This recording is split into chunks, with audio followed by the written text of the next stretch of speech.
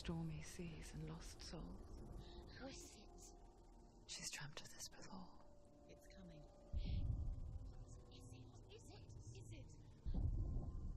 They say dreams are visions of our memories, thoughts and fears, as seen by our inner eye.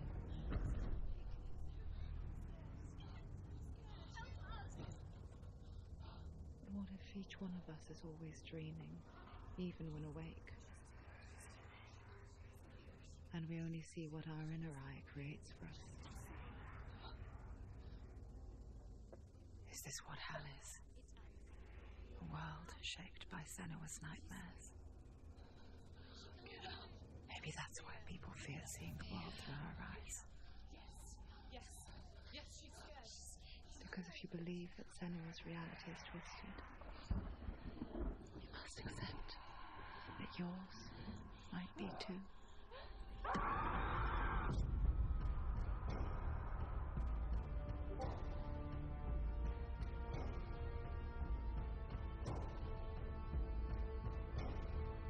Hellblade, Senua's Sacrifice is a video game about Senua, a Celtic warrior on a vision quest into Viking territory. But what sets our hero Senua apart is that she suffers from severe psychotic mental illness. He knows she's getting closer. He can feel her coming closer. She's getting closer. They're watching.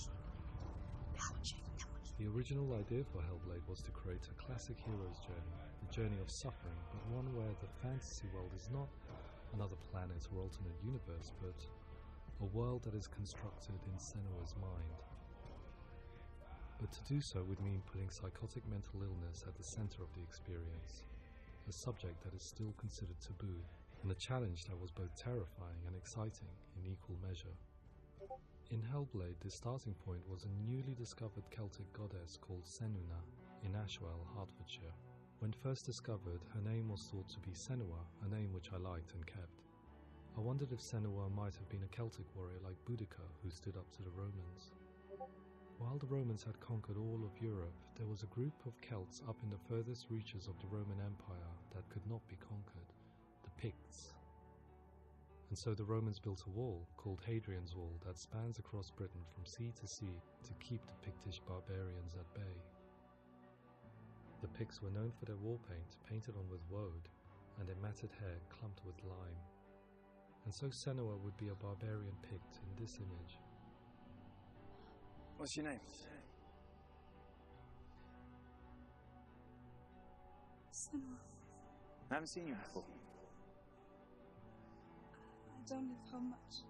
Oh, Zeno's daughter. I have to go. Wait! Orkney is off the coast of Scotland and was inhabited by the Picts, steeped in history and mystery, and so I made Orkney Senua's home and set the stage for a crisis.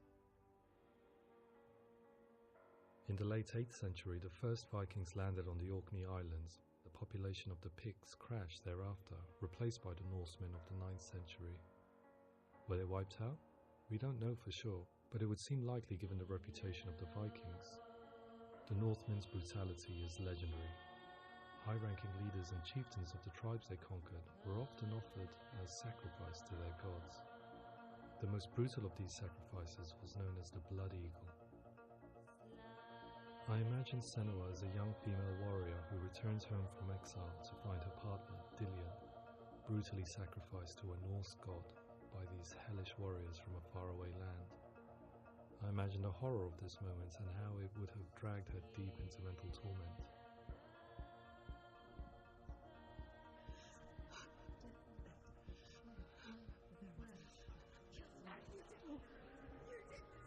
No!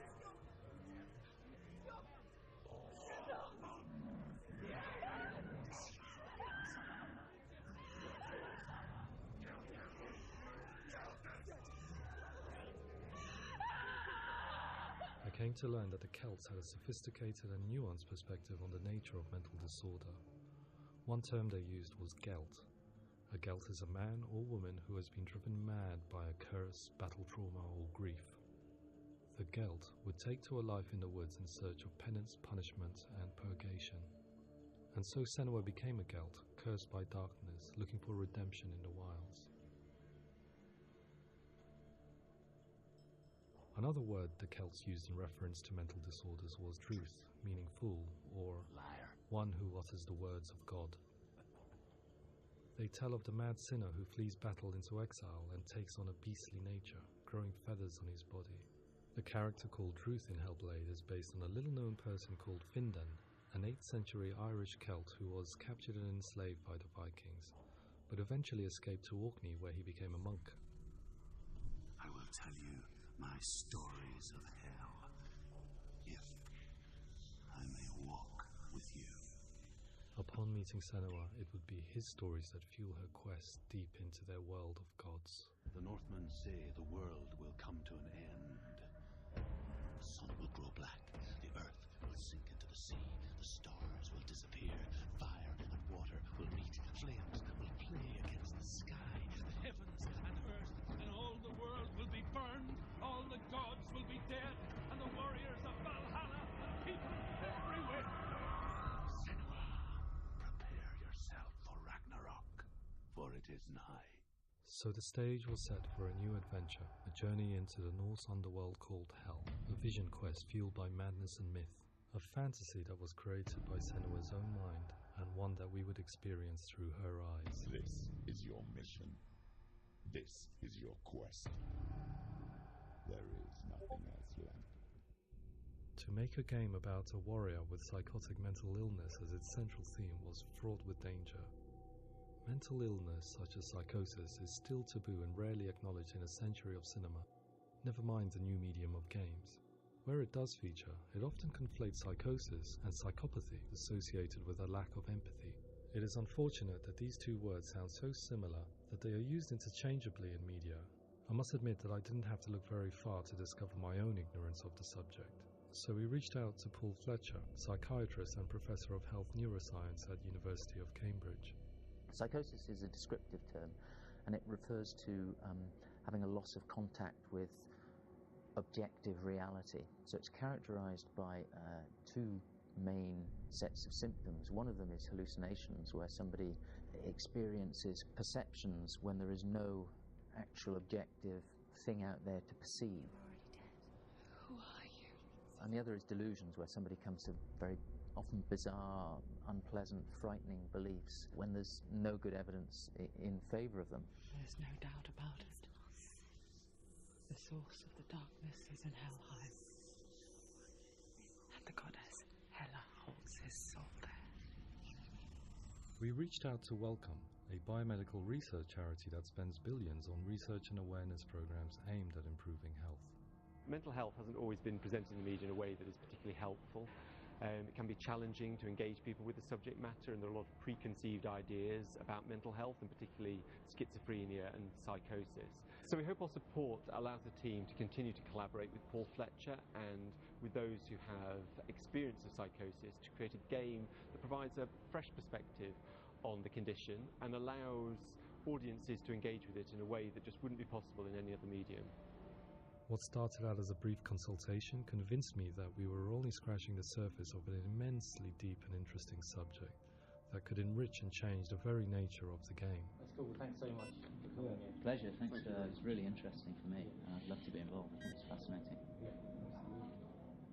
Our understanding of psychosis is still very much a mystery, and ways of treating it are still primitive compared to physical illness. After all, it is easy to see the pain and suffering caused by physical diseases or physical trauma. It is not so easy to see the mental suffering and trauma of severe mental illness. But what if we could find a way to see it? Games are capable of drawing you in for hours on end, playing the role of a character who is different from you, experiencing their perspective, and actively involving you in a world that functions with a different set of rules.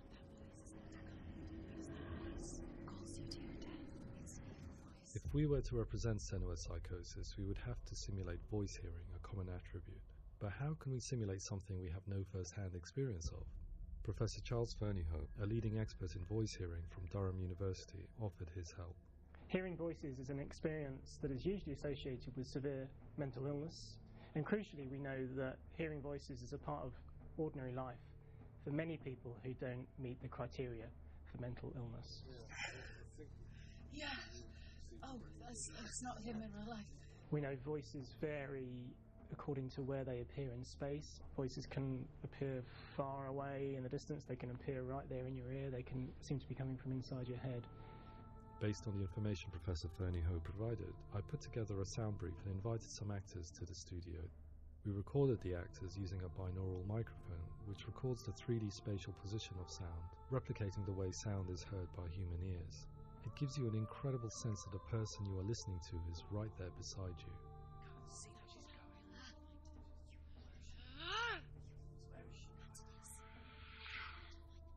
Rachel Waddingham from the Voice Collective came to our studio with 2 young voice hearers to speak to our team.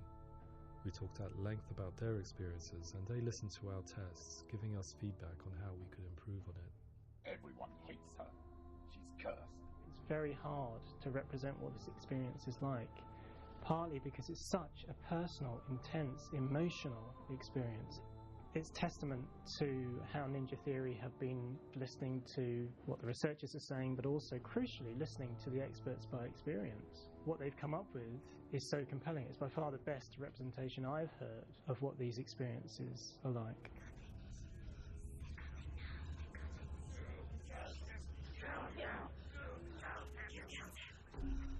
Other common attributes of psychosis are visions and flashbacks. We met with Recovery College East, who work with and care for people recovering from severe mental disorders. A group of service users gave us their first-hand account of what they experience. Sometimes when the visions or what we're seeing is too much, it becomes more difficult until eventually we perhaps don't see anything. The people we spoke to, the stories they told, were fascinating, harrowing and mind-boggling. The reality of what people experienced was vivid, far exceeding what I could possibly have imagined. We went away itching to represent some of these visions and flashbacks in the game. Hands will know my heart is so, love is so far away. Don't you know how I wanna feel deeper? I could never know how you grow, all these days are killing me. Now I see deep in me, insanity does unfold. I just wanna feel deeper, deeper. I just wanna feel deeper, deeper.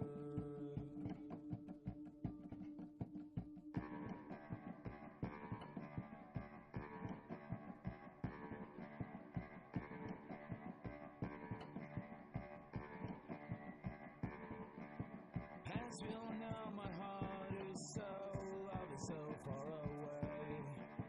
Don't you know how I wanna feel deeper? I could never know how you grow, all these days are killing me. Feel like this, read like this, I just wanna live, that's all. I just wanna feel deeper, deeper. I just wanna feel deeper, deeper.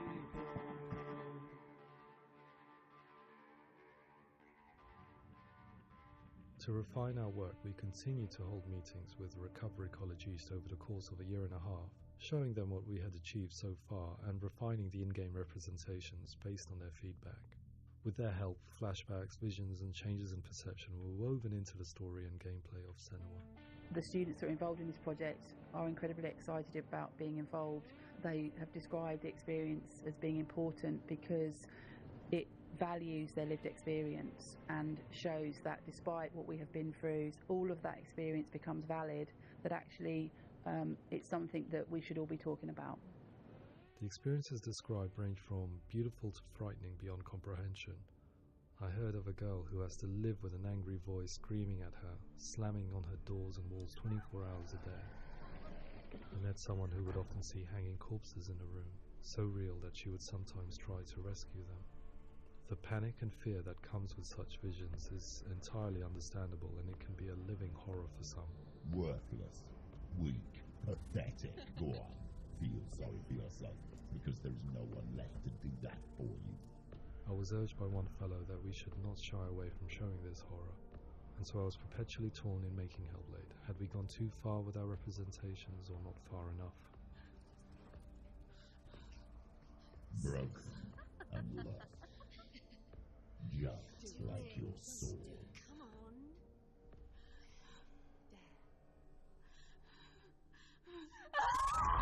on.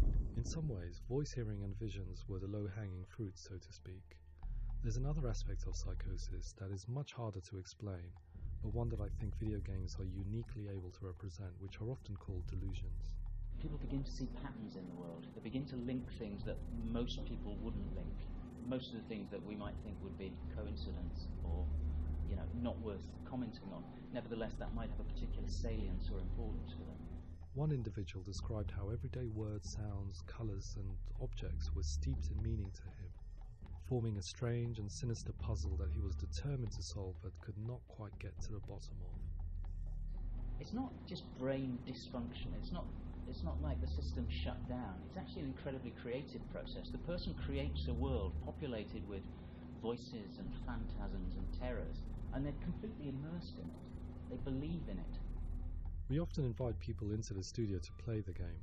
In one of our playtests, they played through much of the game, making associations between runes, secret messages, and the threat of darkness that stalked them.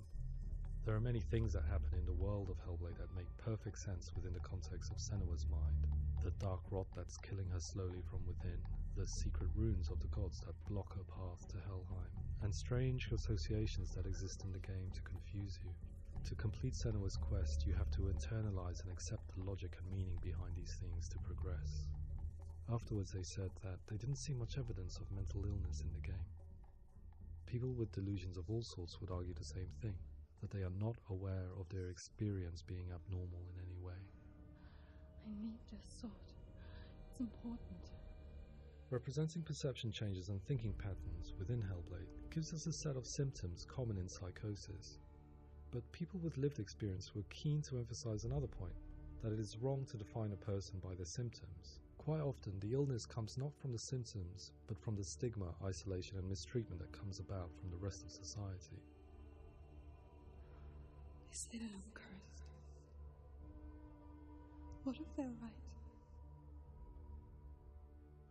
I needed someone to portray Senua, someone who could believably internalize her suffering.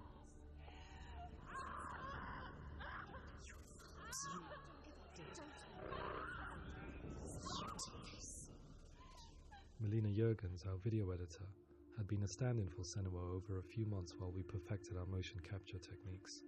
Without realizing it, she had already auditioned for the role, and I knew her well enough to know that I didn't have to teach her to act, but to relive her own internal pain. As often is the case, those who have suffered mental anguish are never far from us.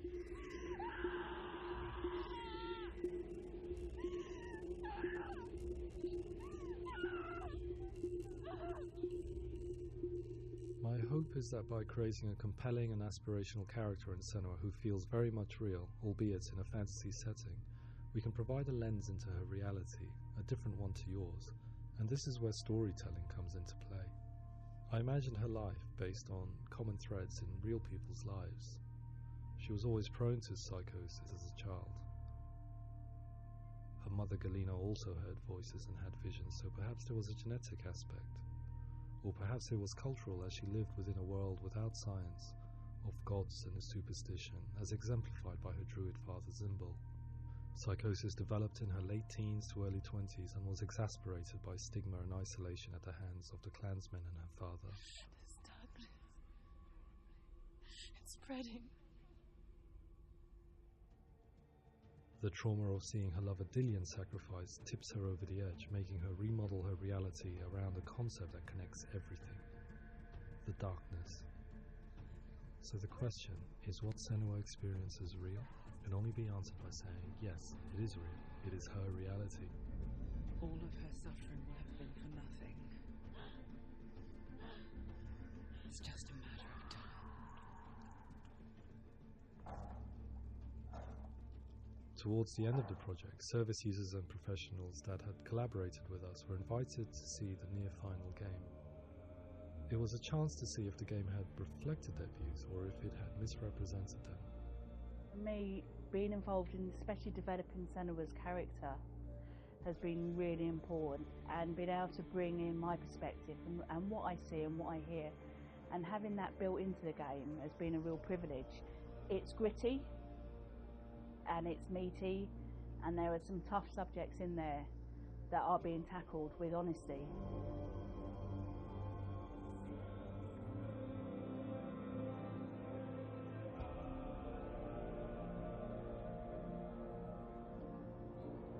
I was blown away by it today, absolutely blown away. It was just fantastic to get the opportunity to use our lived experience in a very creative way. There's nothing tokenistic about the work we've put in. It feels like we've been listened to, things have been taken on board, and I think there was a lot of realism in the game itself, and it feels very authentic.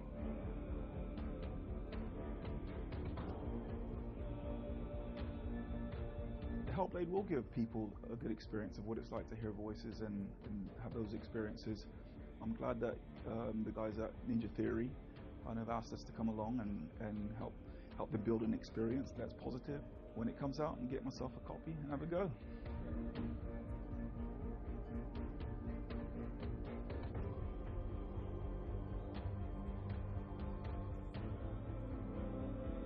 I think all the way through I was really inspired by how the conversations have translated into the game in a way that I think I didn't imagine was possible. So wonderful, really wonderful.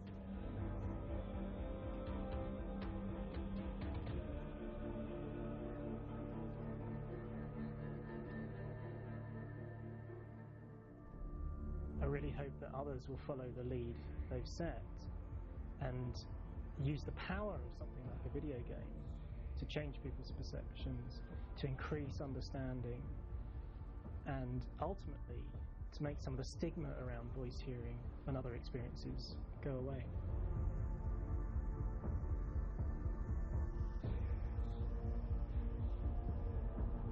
For me, it was really exciting to see something that I explore scientifically being represented so beautifully in a character who's trying to penetrate the mysteries of the environment in which they've been placed, with all of this strange uncertainty and noise and conflicting information that they're getting. I'm very excited by this way of trying to represent mental illness, because I think it actually might be offering us insights that we wouldn't get from pure scientific explorations, and actually giving us quite an empathic view of what it might be like.